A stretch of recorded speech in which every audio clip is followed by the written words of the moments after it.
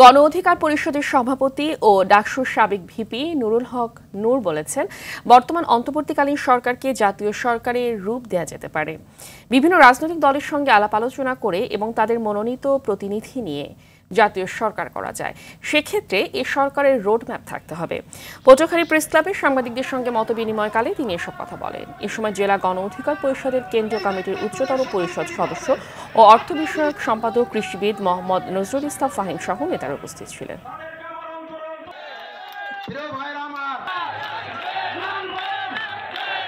সংসদকে কার্যকর সংসদ করা, জনগণের প্রতিটি ভোটের মূল্য দেওয়ার জন্য প্রত্যেকটি রাজনৈতিক দল যারা যে অনুপাতে ভোট পাবে সেই অনুপাতে তাদের প্রতিনিধিত্ব সংসদে থাকবে।